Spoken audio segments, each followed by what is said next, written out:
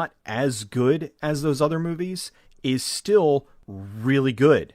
When I first heard about it, I liked the idea a lot. That was what drew me into it. It's about four CIA agents that are filmmakers, and it takes place in 1967 when the space race was going on, and it's when the US and Russia were both trying to put a man on the moon. The whole concept behind it is coming from the conspiracy theory of how the US government used a lot of movie making techniques to fake the moon landing so it would make it look like we got there, because at the time we just weren't prepared. There was no way we were going to be able to make it to the moon in this window. So it's these four CIA agents who go to NASA, and they're posing as a documentary film crew, and they essentially put together this fake footage of the moon landing.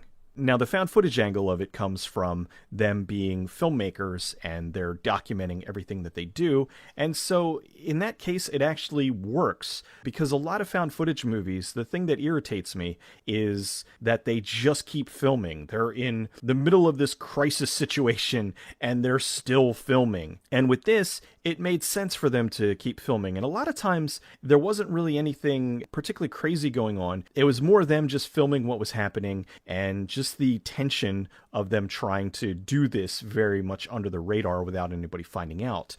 Later on, there are some sequences that are a little more actiony, so they're running, but the camera's still on, and it works within the confines of the film.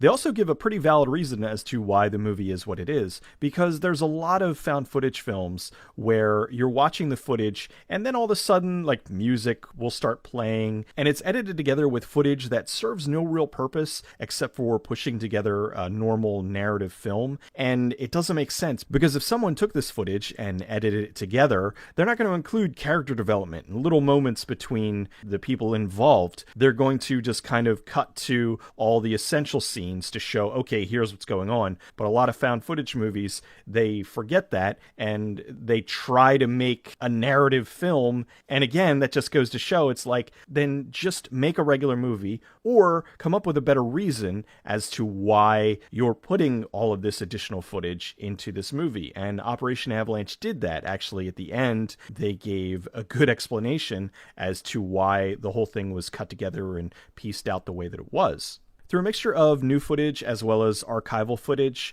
they were able to weave the story together and made it feel authentic. You know that you're watching a movie, but it did do a good job of mimicking what something like this would be like. I felt myself getting really drawn into it and was genuinely surprised at how well they constructed the whole thing.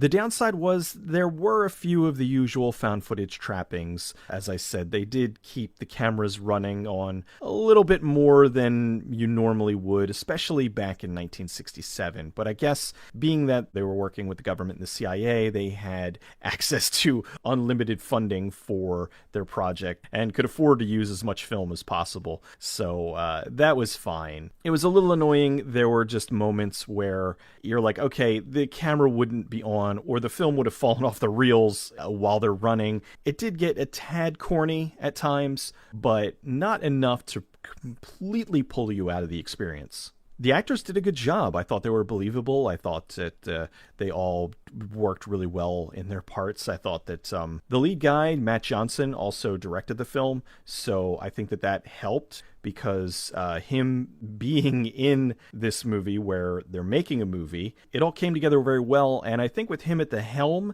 it did add that little bit of extra realism to it, because it's like he was working on this and he was kind of throwing a bit of himself into it, and they all did a very good job.